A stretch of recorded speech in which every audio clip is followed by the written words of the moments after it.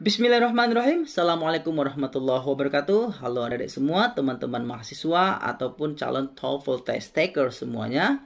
Nah, di sini kita masih berada di section structure and written expressions, tepatnya pada skill yang ketujuh yang harus kita miliki, yaitu bagaimana cara memahami noun clause. Yaitu kita di sini akan memahami noun clause ketika kita ingin menjawab soal-soal tes TOEFL dalam bentuk ini, noun clause. Nah, sebelum kita membahas noun clause, kita akan bahas clause-nya dulu. Apa sih yang dimaksud dengan clause? Clause, ini bahasa kitanya adalah klausa.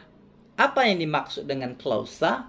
Klausa adalah sekelompok kata yang terdiri dari subjek dan kata kerja. Ini kita sebut dengan klausa. Sekelompok kata yang terdiri dari subjek dan kata kerja. Ini kita sebut dengan klausa. Seperti itu.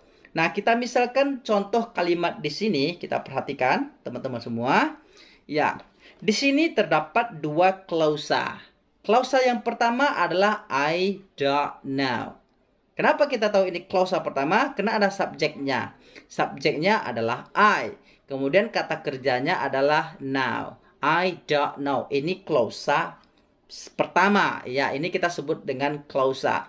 Kemudian kalimat berikutnya ada lagi why he said such things. Why he said such thing. Jadi, he said such thing ini juga termasuk kepada klausa. Kenapa? Karena ada subjeknya. Subjeknya adalah he. Kemudian kata kerjanya adalah said. Seperti itu. Yang perlu kita ingat di sini, karena kalimat he said such things ini dimasuki oleh connectors atau kata penghubung why, maka why he says such things ini kita sebut sebagai noun clause. Oke? Saya ulangi, karena he said such thing dimasuki oleh kata penghubung why, maka klausa ini berfungsi atau bertambah keterangan menjadi noun clause. Artinya adalah klausa yang berfungsi sebagai kata benda. Ya, klausa yang berfungsi sebagai kata benda. Karena dia berfungsi sebagai kata benda, why he said such thing itu berfungsi sebagai kata benda, otomatis di dalam kalimat ini ia berfungsi sebagai objek. Seperti itu. Dia berfungsi sebagai objek. Singkat kata, kesimpulan, jika ada klausa yang dimasuki oleh connectors, atau kata penghubung seperti kata what, why, when, where, why, how, if, whether, that, artinya ada sesuatu penghubung yang memasukinya, maka kita sebut noun clause atau klausa yang berfungsi sebagai kata benda dan sekaligus otomatis dia berfungsi sebagai objek di dalam kalimat tersebut. Kita contoh lagi, kita ulangi lagi contoh yang tadi berkali-kali, tidak apa-apa. I don't know, saya nggak tahu. Ini klausa pertama, saya nggak tahu apa. Nggak tahu apa yang menjadi objeknya di sini. I don't know why he said such thing. Saya nggak tahu kenapa dia mengatakan hal seperti itu. Jadi why he said such thing ini adalah sebagai noun clause-nya. Karena dia sudah dimasuki oleh connector why. Seperti itu. Jadi hal ini teman-teman sederhananya dia mempunyai posisi yang sama dengan dua kalimat ini. Kita misalkan, saya tidak tahu film itu. Berarti I don't know the film. Jadi the film di sini kan sebagai kata benda yang otomatis sebagai objek di dalam kalimat ini, betul? Cuman the film di sini kita tidak sebut dia sebagai noun clause. Kenapa? Karena dia hanya terdiri daripada subjek, tidak ada kata kerjanya. Seperti itu. Itu aja sih yang membedakan. Cuman di kalimat yang tadi, yang barusan ini, I don't know why he said such thing. Ya, posisi why he said such thing ini sama dengan posisi the film tadi. Dia sama-sama sebagai objek, sama-sama sebagai noun, sama-sama sebagai kata benda. Yang membedakan, I don't know the film, dia tidak disebut sebagai noun clause. Kenapa? Karena tidak ada kata kerjanya. Sementara why he said something kita sebut sebagai noun clause. Kenapa? Karena dia terdiri dari subjek dan kata kerja, namun dia berfungsi sebagai benda. Seperti itu. Yang otomatis dia berfungsi sekaligus sebagai objek. Inilah yang kita sebut dengan noun clause. Apa penyebab dia menjadi noun clause? Karena dia sudah dimasuki oleh connector. Oke, ulangi, karena dia sudah dimasuki oleh connector. Jadi sebenarnya perhatikan kan kawan, why he said such thing di sini, dia sebenarnya bukan kalimat bertanya lagi. Fungsinya dia bukan sebagai kalimat bertanya, melainkan dia hanya sebagai objek di dalam kalimat ini. I don't know, saya nggak tahu apa. Why he said such thing, kenapa dia mengatakan hal demikian.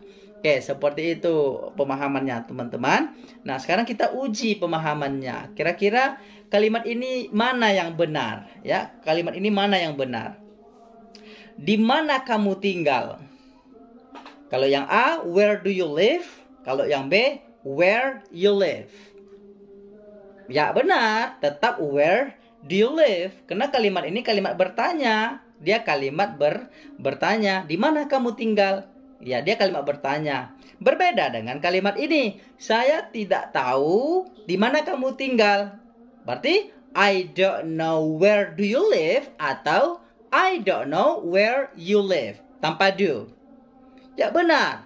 I don't know where you live. Kenapa tidak ada do di situ? Karena kalimat ini bukan kalimat tanya, melainkan dia adalah sebagai noun clause. Adalah objek dari kalimat I don't know. Dia sebagai objek dari klausa I don't know. I don't know where you live. Seperti itu. Contoh lain misalnya, beritahu saya alamatmu. Di mana alamatmu? Apa nama alamatmu?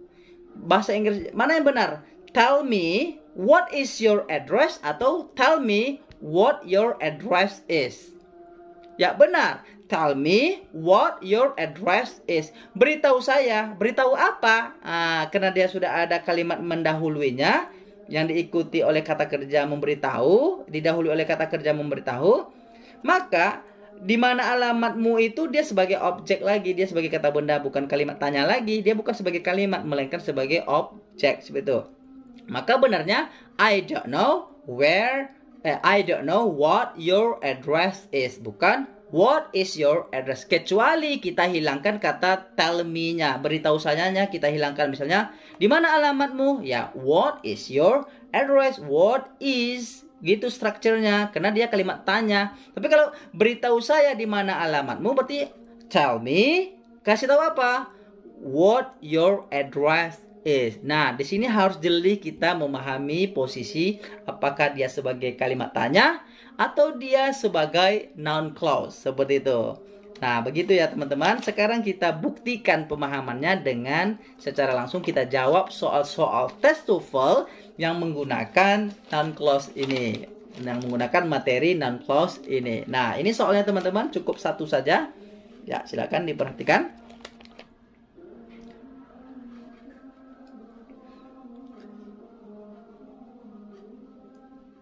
Nah, kita langsung perhatikan kalau yang D, teman-teman, tidak mungkin jawabannya D.